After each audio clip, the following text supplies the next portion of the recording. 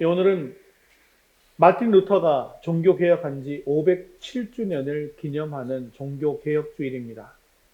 1517년 10월 31일 43세의 루터 교수는 비텐베르크 대학 정문에 당시 이 가톨릭 교회의 타락상을 준엄하게 비판하는 95개의 조항의 반박문을 붙였습니다. 이 사건이 도화선이 되어서 종교개혁이 시작되었고, 그 종교개혁의 열매로 지금의 개신교인 기독교가 탄생하게 된 것이죠. 이후 10월 31일을 종교개혁일로 정했고 10월 마지막 주일은 종교개혁주일로 지키고 있습니다. 이 영어로 종교개혁을 리포메이션이라고 하는데요. 잘못된 종교를 리폼한다라는 그런 뜻이죠. 즉 지금까지 잘못된 신앙을 개선해서 처음 신앙과 믿음을 찾자는 것입니다. 이것은 세속신앙에서 초대교회 신앙으로 돌아가는 것을 이야기하는 것이죠. 종교개혁은 교회 역사에 있어서 매우 중요한 의미를 가지고 있습니다. 기독교의 원래 모습이었던 초대교회는 성령으로 충만한 사도들과 성도들이 복음을 전함으로 로마 제국까지 기독교가 전파되게 되었습니다. 로마의 온갖 핍박 속에 박해를 받았음에도 불구하고 그들은 신앙을 지켰고요. 신앙을 지키면서 지하 동굴인 카타콤에 모여서 공동체 생활을 하면서 믿음을 지키고 예배를 드렸습니다. 그리고 수많은 순교자들이 나오기도 했지요. 그러한 많은 핍박 속에서도 믿음을 지킨 결과 주후 313년에 기독교는 로마의 콘스탄틴 황제에 의해서 국교로 인정을 받게 되었습니다. 그리고 그 후 교회는 아주 새로운 전기를 마련하게 되는 것이죠. 숨어서 가정이나 또 동굴에서 예배를 드렸던 사람들이 이제는 당당하게 어디서나 예배를 드릴 수 있게 되었습니다. 수많은 사람들이 교회로 몰려오게 되었습니다. 그로 인해 큰 예배당을 짓게 되었고 또 유럽은 기독교가 보편화되었습니다. 그뿐만 아니라 이제 교회가 세상의 권력까지도 장악하게 된 것이죠. 그런데 그렇게 교회가 권력을 장악하게 되면서 서서히 부작용이 나타나기 시작한 겁니다. 예배에 신비로운 요소들이 들어가기 시작했습니다. 그리고 마리아나 성인들을 숭배하고 더 나아가서는 성화나 성물들까지 숭배하면서 교회는 부패하기 시작했습니다. 예배가 또 신앙생활이 형식화되고 의식화되면서 급기야 동방교회와 서방교회가 예배 양식에 대한 견해 차이로 1054년에 분리되고 말았습니다. 그래서 11세기부터 동유럽과 중동 지역에 있는 동쪽의 동방교회를 그리스 정교회라고 하고요. 그리고 로마를 중심으로 하는 로마 교황이 다스리는 서로마 제국 안에 있는 서방교회를 로마 카톨릭 교회다라고 불리게 된 것입니다. 그 이후 유럽은 대체로 서방교회, 즉 로마 카톨릭 교회의 지배 아래에 있게 되었는데요. 시간이 지나면서 이 교회가 점점 더 부패해 가기 시작했다는 것이죠. 16세기 이전, 즉 루터 이전에서부터 가톨릭 교회의 타락상을 비판해온 사람들도 많이 있었습니다. 개혁을 위한 여러 가지 노력들도 있었습니다. 그러나 본격적인 이 종교개혁은 루터로부터 시작되었습니다. 그 이유가 무엇이었을까요? 물론 여러 가지 이유가 있을 것입니다. 하지만 가톨릭 교회의 타락상이 너무나 도가 지나쳐서 더 이상 감내하기 힘든 상황까지 왔기 때문입니다. 당시 가톨릭 교회의 부패는 극에 달해 있었습니다. 종교가 세상의 권력 위에 있었는데요. 그것이 어느 정도 위력이 있었냐면 왕도 교황의 마음대로 좌지우지할 수 있는 그런 힘이 있었다라는 거예요. 정치, 경제, 문화, 사회 모든 분야에서 교회의 영향력은 세상의 힘을 능가했습니다. 일반 시민들은 너무나 살기가 어려웠는데요. 교회는 점점 더 부자가 되었습니다. 그리고 많은 돈이 모이고 많은 돈이 생기자 그 많은 돈을 향락과 사치에 물쓰듯이 썼습니다. 교회 관심이 영혼 구원하고 생명을 살리는 일이 있어야 하는데 그것이 아니라 어떻게 하면 더 부자가 되고 어떻게 하면 성공하고 잘 먹고 잘 살 수 있는가에 관심이 집중되어 있었던 것이죠. 그렇게 교회는 부패해가고 있었습니다. 이런 상황 속에서 마틴 루터가 종교개혁을 하게 된 직접적인 동기가 있었는데요. 그것은 바로 면죄부 사건입니다. 당시 이 교황 레오 10세가 베드로 대성당의 건축 계획을 세우고 엄청난 공사비를 충당하기 위해서 면죄부를 발행했는데요. 이것은 죄 지은 사람이 죄사함을 받으려고 돈을 내고 면죄부라는 것을 사게 되면 죄사함을 받아 천국으로 갈 수 있다는 것입니다. 그래서 이 면죄부만 사기만 하면 이미 세상을 떠난 부모님이라 할지라도 구원을 받을 수 있다라고 주장했습니다. 그래서 많은 사람들이 이 말을 듣고 현혹되어서 자신의 죄를 용서받기 위해서 이 면죄부를 사게 되었고, 혹은 죽은 조상들의 구원을 위해서 거액을 내고 이 면죄부를 사게 된 것입니다. 루터는 이에 대해서 돈으로 죄를 용서할 수 있다는 것은 기독교 복음의 본질에서 변질된 것이다 라고 하면서 95개 조항의 방만문을 게재하게 된 것이죠.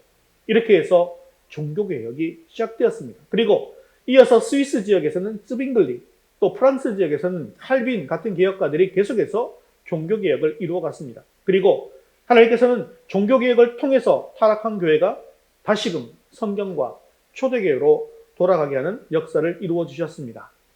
오늘 종교개혁주의를 맞이하면서 종교개혁의 정신을 살펴보면서 우리의 신앙생활을 새롭게 하고 다시금 리폼하는 은혜가 있게 되어지기를 주님의 이름으로 축원합니다.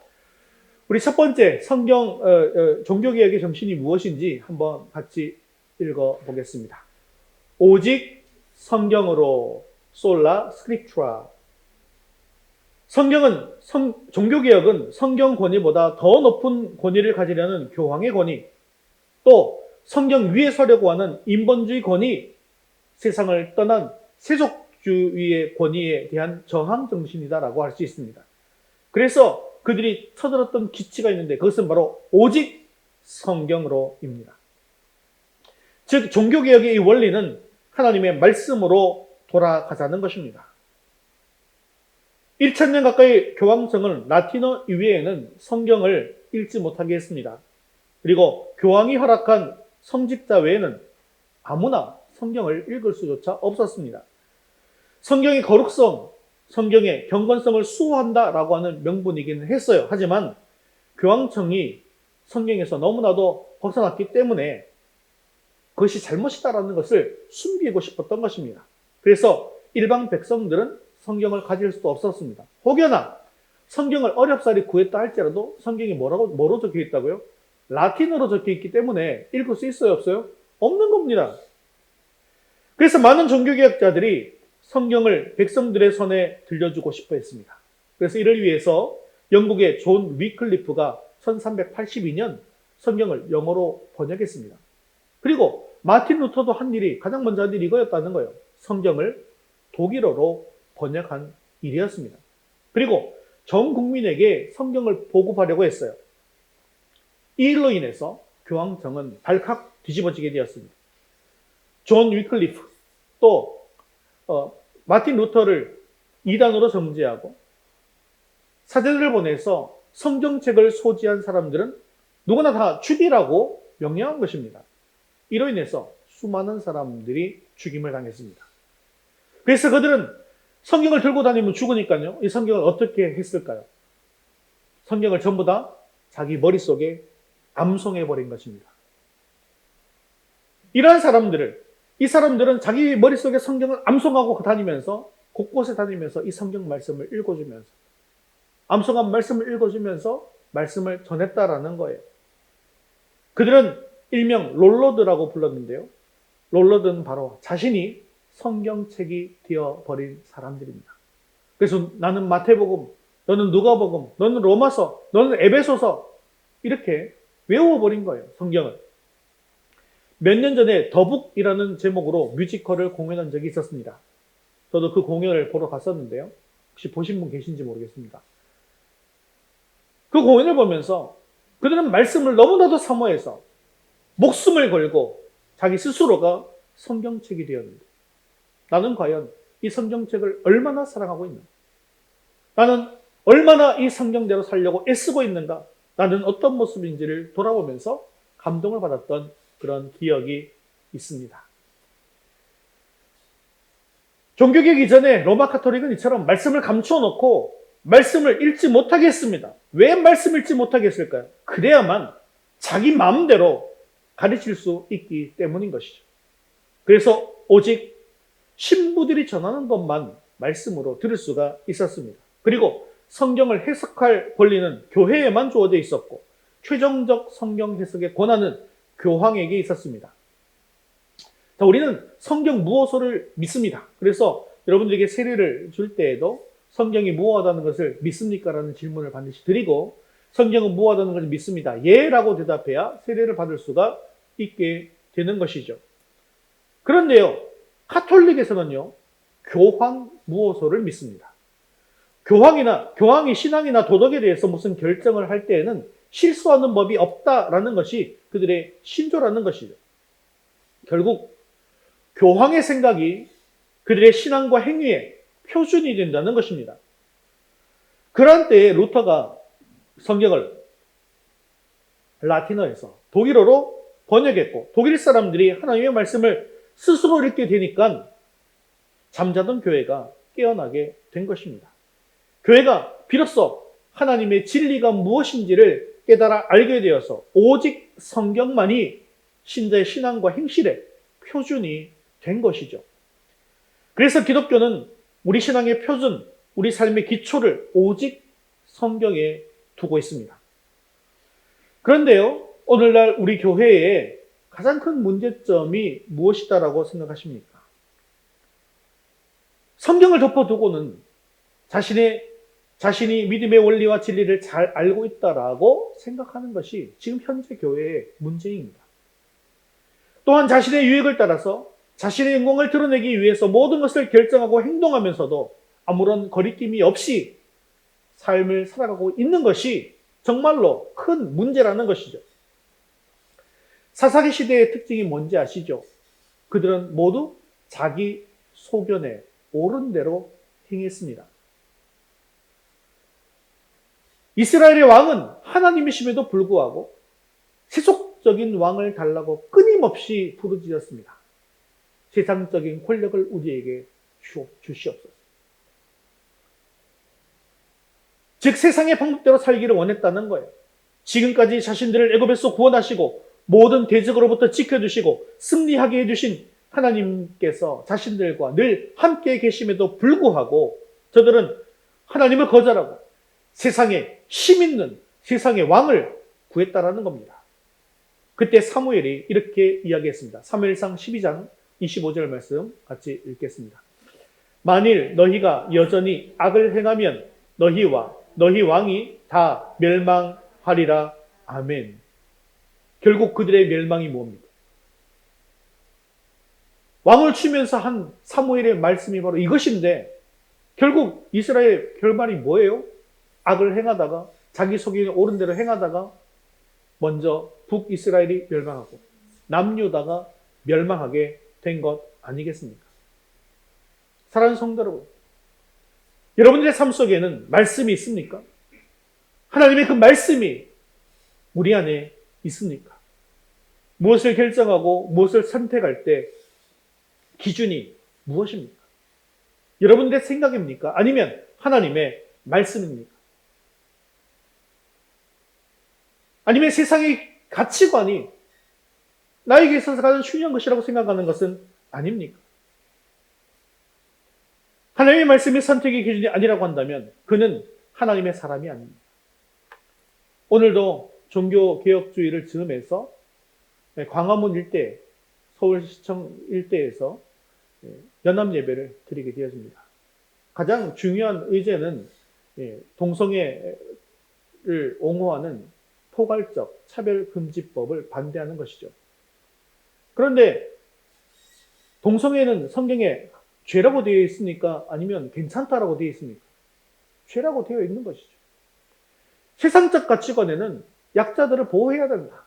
그들도 함께 보호해야 된다라고 하면서 차별을 금지해야 된다라고 법을 정해야 된다라고 이야기하지만 성경적 가치관은 그것이 죄라고 분명하게 선언하고 있더라는 것이죠. 우리의 선택의 기준도 하나님의 말씀이어야 한다는 겁니다. 하나님의 말씀이 선택의 기준이 안 된다면 결코 하나님의 사람이 될 수 없다라는 사실을 기억하십시오. 그냥 겉으로 그리스도의 옷을, 이 그리스도인으로서의 옷을 입고 있을 뿐이지. 성경 말씀에 보면 하나님의 영이 없으면 하나님의 사람이 아니다라고 말씀하는데요. 그것은 하나님의 말씀이 없으면 하나님의 사람이 아니다라는 말씀과 똑같은 이야기입니다. 왜냐하면 하나님의 영이 가르쳐 주시는 것이 무엇입니까? 그것이 바로 하나님의 말씀이고 하나님의 영이 깨닫게 하시는 것이 바로 하나님의 말씀이기 때문입니다. 사랑하는 성도 여러분, 우리가 제대로 된 종교개혁의 후손들로 살아가려면 오직 성경으로, 성경의 권위를 내 생의 최고의 권위로 높이고 그 말씀에 굴복하고자 하는 믿음이 있어야 합니다. 나에게 좋으면 받아들이지만 나에게 불리하면 외면해버리는 이런 성경관이 아니라 성경 말씀대로 내가 100% 살려고 노력하지만 잘 살지 못할 때가 있습니다. 그렇지만 하나님의 말씀 앞에 철저하게 복종하고 말씀이 지시하는 대로 살아보려고 애쓰고 노력하는 삶을 살아야 한다는 것이죠. 성경을 성공의 목표 수단으로 삼지 말고 성공하는 것조차도 성경 말씀의 뜻이 아니라고 한다면 내려놓겠다라는 각오가 오직 성경으로라는 또 성경으로 돌아가고자 외쳤던 이런 종교개혁의 정신인 것을 기억하시고 말씀 중심으로 살아가는 저와 여러분 되시기를 주님의 이름으로 축원합니다. 우리 두 번째 종교개혁 정신 같이 읽겠습니다. 오직 은혜로. 당시 교황청에서는 백성들에게 하나님의 말씀의 진실을 가리고 있었습니다.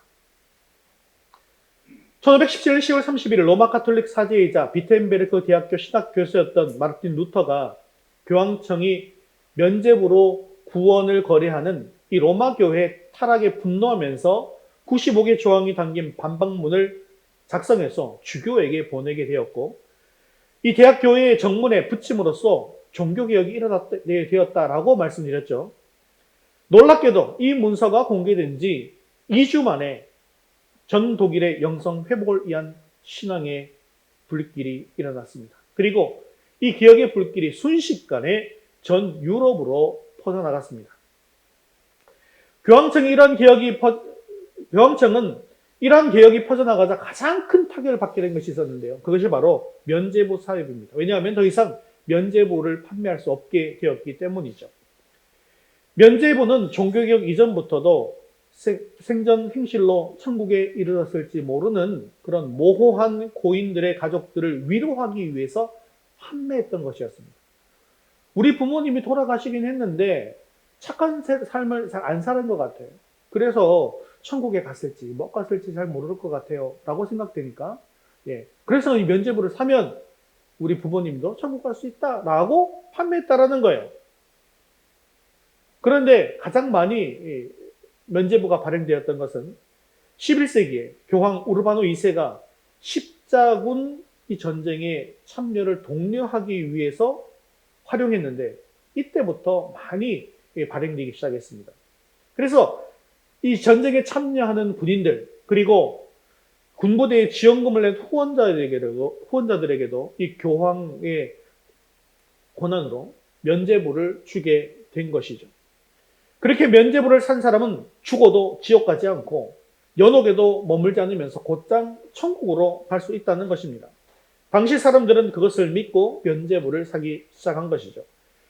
그 후 교황청이 성 베드로 성당이라는 것을 건축하게 됐는데요. 이것을 건축하기 위해서는 어마어마한 돈이 필요했습니다. 이 성당은 한꺼번에 8,000명이 미사를 지낼 수 있는 세계에서 가장 큰 성당이었습니다. 이 성당을 짓는 데만 120년이 걸렸습니다. 그리고 우리가 너무나 잘 알고 있는 건축가인 라파엘로나 미켈란젤로 같은 당대 최고 건축가들이 설계했고 감독했습니다. 이 막대한 건축비를 충당하기 위해서 교황청이 면죄부를 다시 판매하기 시작한 것입니다. 그런데 그 면죄부를 더 많이 팔기 위해서 백성들에게 하는 신부의 설교를 루터가 듣게 되었어요. 당신의 돈이 헌금통에 딸랑 떨어지는 순간 영혼은 연옥에서 벗어나 천국으로 올라가게 될 것입니다. 연옥이라고 하는 것은 여러분 혹시 연옥에 대해서 배운 적 있어요? 기독교에서 연옥 가르칩니까? 연옥 없잖아요. 우리는 뭐만 있어요?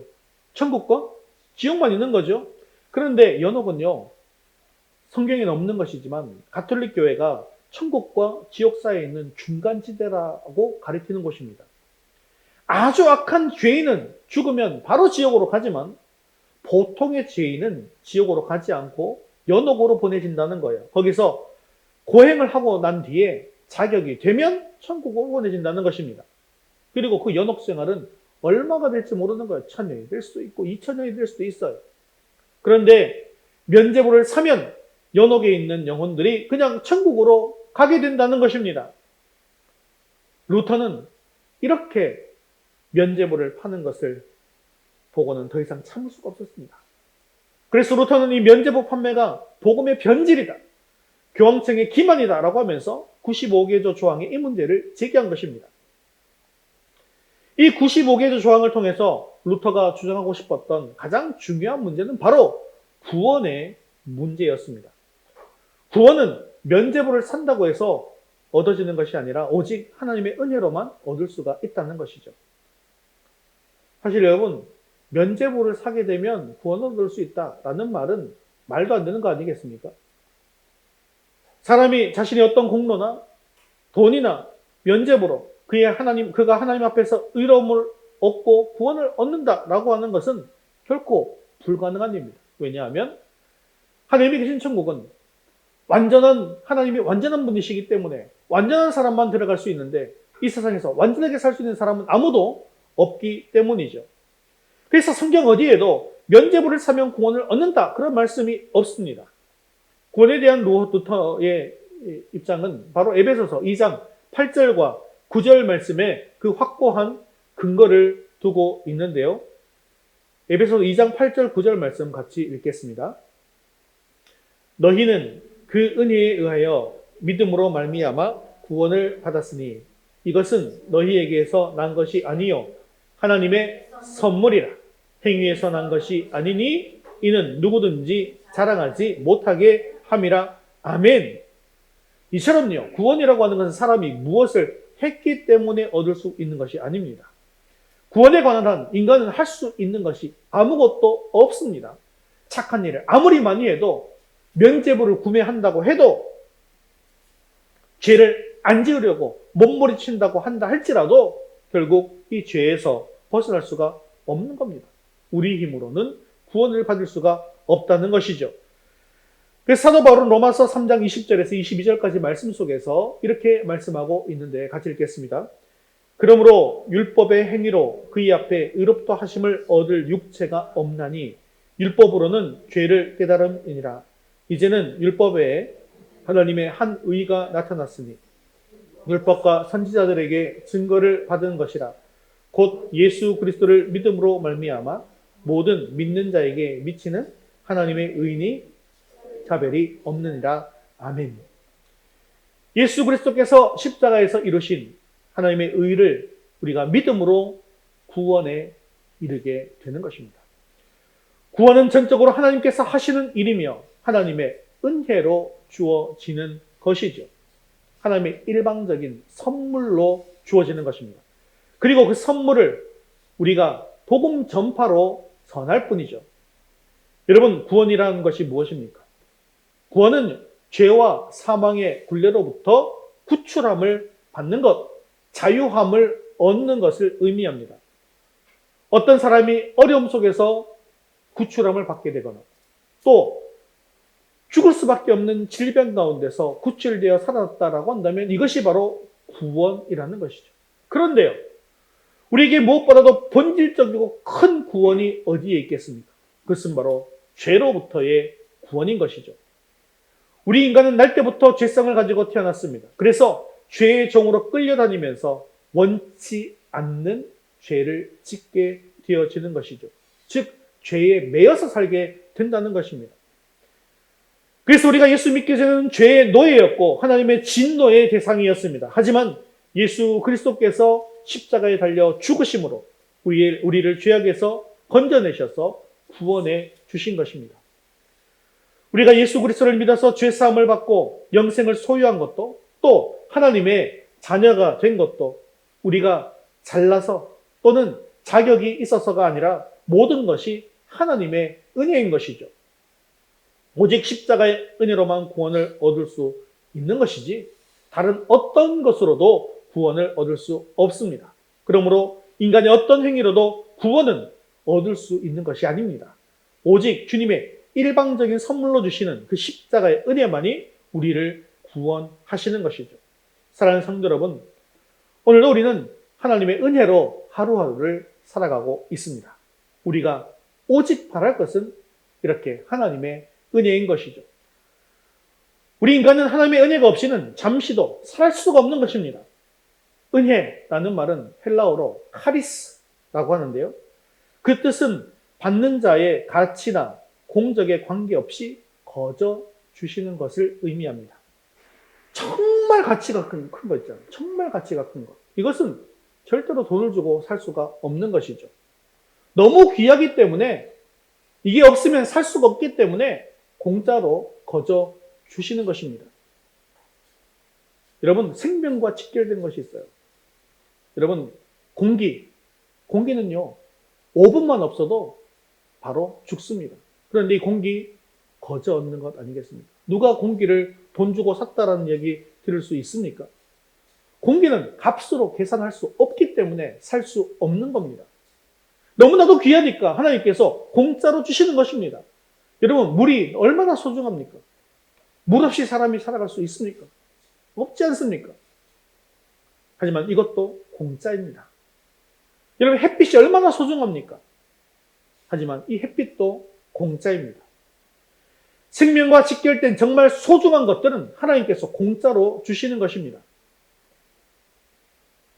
그런데요, 공짜로 얻는 것 중에서 가장 큰 은혜가 과연 무엇일까요? 그것은 바로 구원의 은혜입니다. 우리가 그리스도 안에서 영원한 생명을 얻는 것입니다. 그렇습니다. 이처럼 하나님의 은혜가 없었다라고 한다면 누구도 하나님 앞에 설 수 없습니다. 그러므로 우리는 항상 하나님의 은혜를 감사하고 하나님의 은혜를 구하고 살아갈 수 있는 저와 여러분 되시기를 주님의 이름으로 축원합니다. 세 번째 같이 읽겠습니다. 오직 믿음으로, 우리 1장 17절 말씀 같이 읽겠습니다. 복음에는 하나님의 의가 나타나서 믿음으로 믿음에 이르게 하나니 기록된 바 오직 의인은 믿음으로 말미암아 살리라 함과 같으니라. 아멘. 마틴 루터는 당시 수도원에서 돌을 닦던 수도사였습니다. 그런데 당시 교회의 교훈대로 아무리 선행에 힘써 보아도 도무지 마음속에 평안을 얻을 수가 없었습니다. 그 후 그는 대학의 교수로 성경을 강의하게 되어서 로마서를 깊이 연구하던 중에 로마서 1장 17절 말씀, 오직 의인은 믿음으로 말미암아 살리라라는 말씀을 통해서 구원의 진리를 깨닫게 됩니다. 그리고 비로소 구원의 확신과 기쁨을 얻게 되었습니다.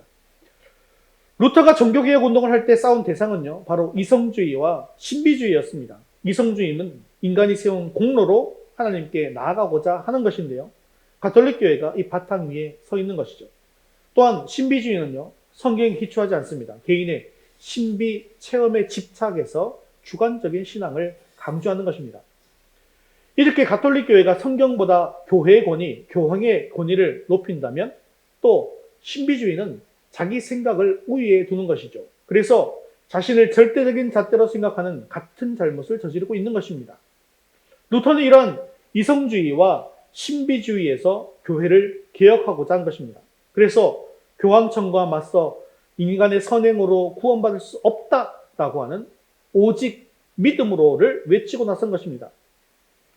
오직 믿음으로라는 것은 결국 오직 예수 그리스도로 구원을 얻는 구원관을 말합니다. 로마 천주교회는 선행을 위해서 구원 교리를 외치죠. 또 공덕주의를 외치죠. 그리고 면죄부라는 교리를 내세우면서 또 구원을 위해서 많은 중보자적 성자들도 만들어내게 되었습니다. 그리고 그 정점에 누가 있습니까? 지금도 성당 앞에 가면 꼭 하나 동상 하나 있는 거 있죠. 마리아. 그 정점에 마리아가 있지 않습니까? 이 천주교는 마리아를 예수 그리스도와 함께 인류의 공동 대속자로 추앙하면서 기도와 찬양의 대상으로까지 만들어 버린 것입니다. 지금도 오직 예수, 오직 그리스도만으로라고 외치는 복음은 세상에서 많은 도전을 받고 있습니다. 많은 사람들이 오직 예수, 예수천당, 불신지옥이라는 말을 싫어합니다. 심지어 기독교 안에서조차도 종교 간의 대화, 개방성, 또 다원주의적인 관용이 필요하다라는 주장을 하기에 이르렀습니다. 우리는 이런 도전에 종교개혁자들처럼 저항하고 오직 예수, 오직 믿음으로 무장해야 한다는 것이죠. 또한 우리가 여기서 한 번 더 생각해야 할 문제가 있습니다. 우리는 나의 노력과 공로로 구원받은 것이 아니라 다만 내 대신 십자가에 달려 죽으신 예수님을 믿으면 구원받는다라는 것을 여러분 누구나 다 알고 있습니다. 그런데 문제는 하나님을 믿는다고 하면서도 하나님도 믿고 돈도 믿고 하나님도 믿고 다른 사람들도 믿으며 양다리를 걸치는 경우가 많다는 것입니다. 하지만 참된 믿음이란 이 세상에서 그 누구도 또 그 무엇도 나의 신앙의 대상이 될 수 없고 오직 그리스도만, 오직 하나님만이 내가 참으로 신뢰하고 의지할 뿐임을 확신하는 데 있습니다. 그렇습니다. 인간은 다 부족합니다. 하지만 우리 하나님은 정말 믿을 수 있는 신뢰의 대상이라는 것이죠. 믿었던 사람들은 우리를 배반할 수 있습니다. 나에게 부를 준다고 생각했던 세상이 흔들릴 수 있습니다. 하지만 주님의 사랑은 영원토록 변하지 않는다는 사실을 기억하시고 오직 믿음으로 말미암아 살아가는 저와 여러분 되시기를 주님의 이름으로 축원합니다. 말씀을 맺겠습니다. 오늘 종교개혁주의를 맞아 우리도 종교개혁의 정신을 이어갈 수 있기를 바랍니다. 오직 성경으로 돌아가야 되고 오직 은혜로 살아가야 되며 오직 믿음으로 살며 날마다 구원을 체험하시기를 바랍니다. 두렵고 떨림으로 구원을 이루어 가십시오.